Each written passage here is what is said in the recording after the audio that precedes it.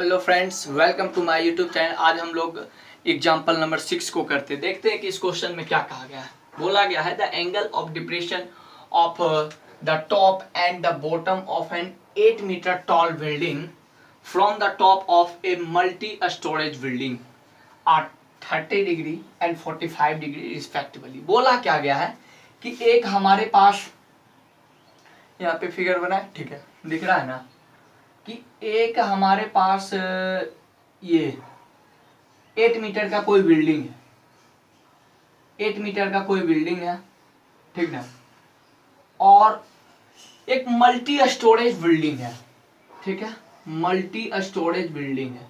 ये ग्राउंड पार लेते हैं पहले, मल्टी स्टोरेज बिल्डिंग है, ठीक ना।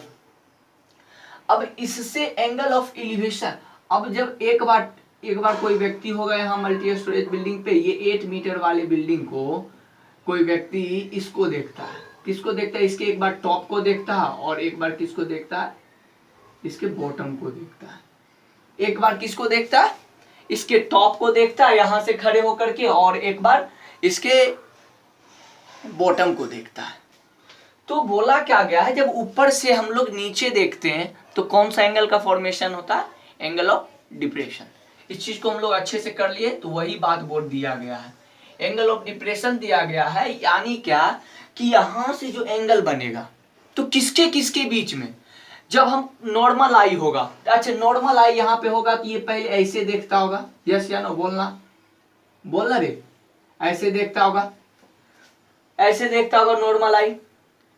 तो जितना इसने अपने मुंडी को झुकाया टॉप को देखने के लिए, बोला गया कि टॉप को देखने के लिए वे 30 डिग्री झुकाया नॉर्मल से अपना।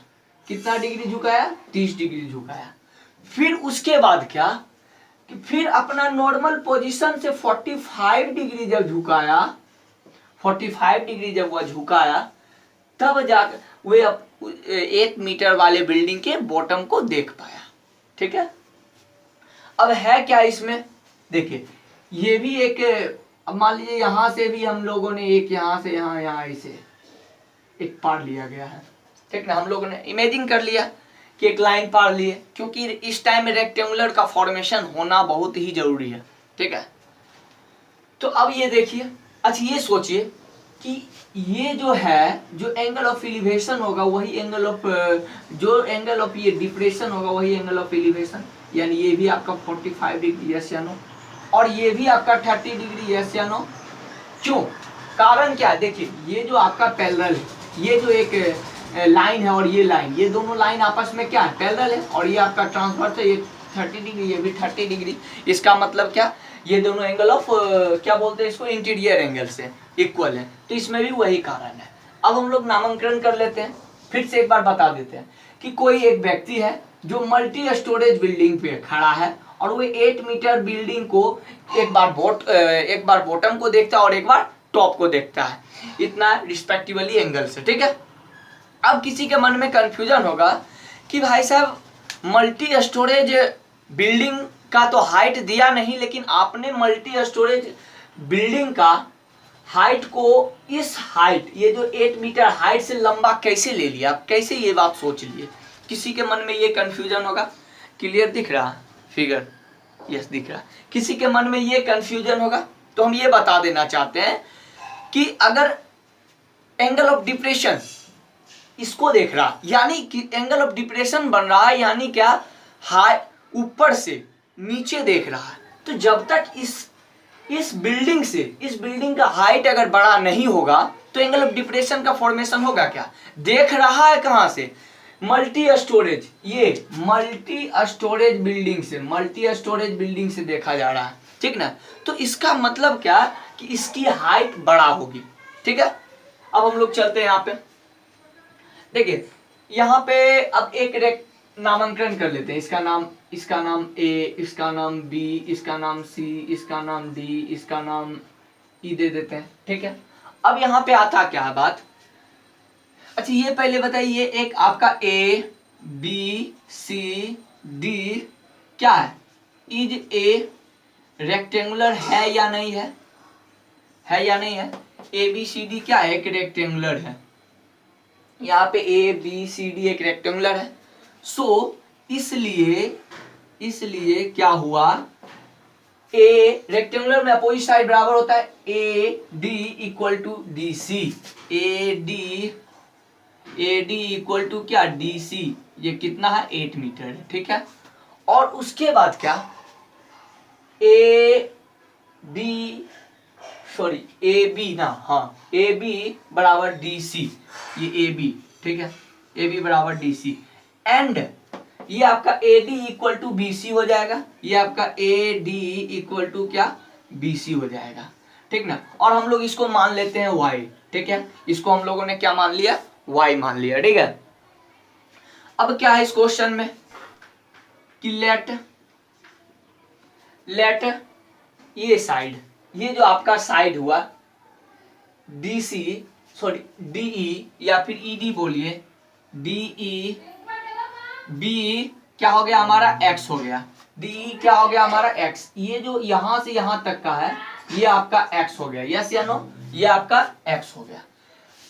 अब क्या हो गया, जब वो x हो गया देन तब क्या हो जाएगा आपका, देखिए तब क्या हो जाएगा आपका पीस EC बराबर, यानी हमारे पास क्या, हाइट ऑफ मल्टी स्टोरेज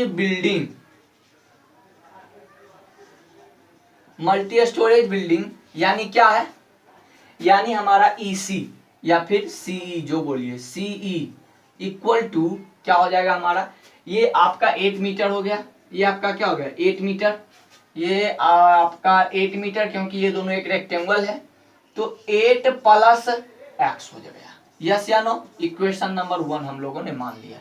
अब देखिए क्या होता है, अब हम लोगों ने माना 9। इस क्वेश्चन में सोचिए कि जब तक आपका इस x का वैल्यू नहीं निकलेगा तब तक आप इस मल्टी स्टोरेज बिल्डिंग का हाइट नहीं निकाल सकते हैं, नहीं ना निकाल सकते। तो फिर उसके बाद हम लोगों ने किया क्या कि हम लोग कोशिश करेंगे कि इस x का वैल्यू निकल जाए। हम लोग पहला इसको कोई भी क्वेश्चन बनाने के लिए हम लोग यही काम करेंगे कि उस जो चीज हमें निकालने के लिए बोला जा रहा है उसमें क्या क्या जरूरत पड़ेगी, पहले इस चीज को अगर अरेंजमेंट कर ले, अगर हमें पता चल जाए तो बहुत आसानी से हम लोग निकाल सकते हैं। तो हमें क्या पता करना है, सिर्फ x का वैल्यू, बाकी बात तो निकल जाएगा आपका, ठीक है। अब हम लोगों ने देखा कि देखिए इन राइट ट्रायंगल, कौन सा, एक छोटका ट्रायंगल, ये आपका D, ये आपका 90 डिग्री का फॉर्मेशन हो गया, ADE, ठीक है, ADE, तो ADE क्या हो गया आपका 10-30 डिग्री है, 10-30 डिग्री इक्वल टू क्या, परपेंडिकुलर, सामने वाला परपेंडिकुलर, DE बेस क्या AD, ये आपका DE बाय बेस AD, ठीक है, AD।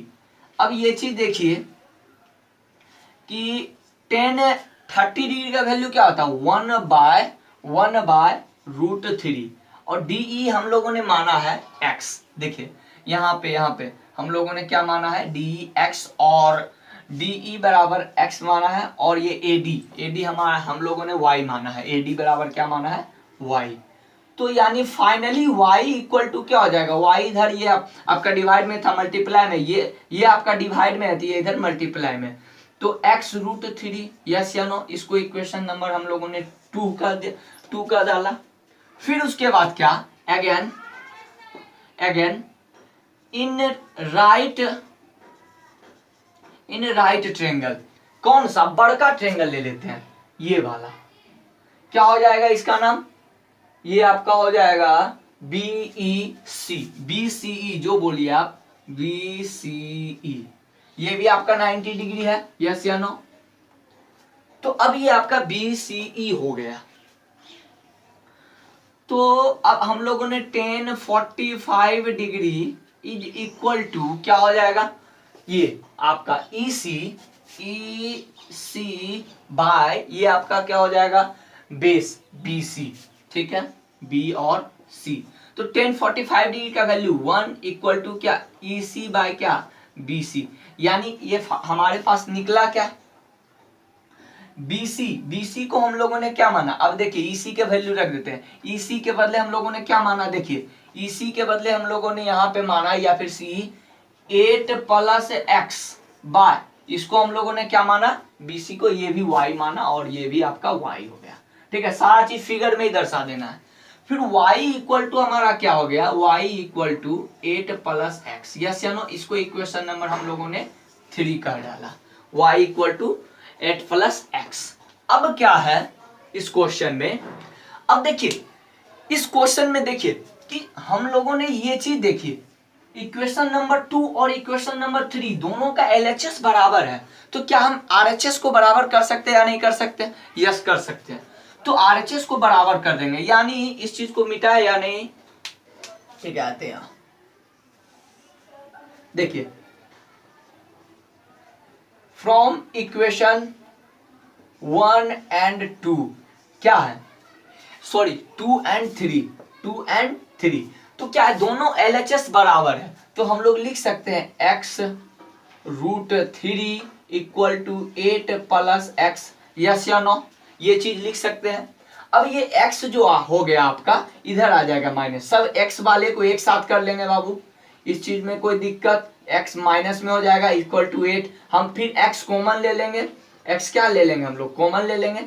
जब हम लोगों ने x को कॉमन लिया इक्वल टू क्या हो गया हमारा, इस बॉक्स को इक्वल टू x कॉमन लिया तो हमारे पास √3 - 1 = 8, यस या नो। अब x इक्वल टू क्या आपका वो निकल जाएगा, ये सोचिए कि अब x इक्वल टू क्या निकलेगा, x बराबर क्या हो जाएगा, 8/√3 - 1, यस या नो, ये चीज होगा या नहीं होगा। अब इसको हम लोगों ने, हम लोग जानते हैं कि बेस में, बेस जो बेस होता है, ये जो बेस है उसमें हम लोग रूट वाले को नहीं रखते हैं, तो उसको रेशनलाइज कर देते हैं। रेशनलाइज करने का क्या नियम है, जो बेस में है सिर्फ उसको √3 + 1, इसको √3 + 1 से डिवाइड कर देते हैं हम लोग। फिर उसके बाद आते हैं यहाँ पे, ठीक है, इधर दिख रहा है ना, आते हैं हम लोग। अब हम लोगों ने क्या किया, अब हम लोगों ने क्या किया कि ये जब रेशनलाइज किया तो ये 8√3 + 1 हो गया बाय, ये देखिए ये आपका हो गया a - b और क्या हो गया a × a + b, तो इक्वल टू क्या होता है बाबू, बोलो रे, a² - b का स्क्वायर, यानी √3 का स्क्वायर 3 - 1 का स्क्वायर 1, यानी ये आपका फाइनली क्या हो गया 8√3 + 1 / 3 2, ये आपका 4 हो गया, यानी x इक्वल टू आपका वैल्यू क्या हो गया 3 + 1, ये अब आपका इतना हो गया। अब हम लोगों ने x का तो वैल्यू निकाल दिया, लेकिन हमें चाहिए क्या, हाइट, इसका हाइट चाहिए। तो हम लोगों ने क्या किया, अब किस में पुट कर दे इसका हाइट निकालने के लिए, हम लोगों ने यहाँ पे जो माना इक्वेशन 1, तो इस चीज को हम लोग इक्वेशन 1 में पुट करने का क्या करते हैं, कोशिश करते हैं। ठीक है, स्क्रीनशॉट ले लो, फटाफट मिटाते हैं हम। अब हम लोग क्या करेंगे, इक्वेशन 1 में पुट करते हैं। तो इक्वेशन 1 में क्या है, put in equation 1 that x equal to क्या, हम लोगों ने क्या निकाला 4√3 + 1। तो इस चीज को हम लोग पुट करते हैं। इक्वेशन 1 क्या था, CE इक्वल टू 8 + x, तो 8 + x के जगह पे हम लोग क्या पुट करेंगे, 4√3 + 1, हम लोग 4 कॉमन ले लेते हैं, तो 4 कॉमन लिए तो कितना बचा, 4√3 + 1, ये आपका 9 हो गया, ये आपका क्या हो जाएगा, पूरे कर लेना है पहले, ये 1 + 8 = 9 + 4√3, यस या नो। अब हम लोग क्या इसमें कॉमन ले ले, बताओ, इसमें हम लोग बस √3 कॉमन ले सकते हैं, तो √3 कॉमन लिए तो क्या बचेगा, देखिए 3 को क्या लिख सकते हैं, 9 को हम लोग क्या लिख सकते हैं, 9 = 3 × 3, यस या नो। अब 3 इक्वल टू √3 × √3, यस या नो। तो एक √3 बाहर आ गया आपका, तो क्या हो गया आपका, ये 3√3 प्लस ये 4 बचा, सिर्फ 4 बच गया कि नहीं, ये आपका 4। आप कॉमन नहीं, इतना तक भी छोड़ सकते हैं, बट अगर आपको बेस्ट बनना है तो कॉमन लेना है। ठीक है, तो ये चीज आपका निकल गया क्या, ये चीज निकल गया आपका height of multi storage building, ठीक ना, height of multi storage building यानी सीई निकल गया आपका।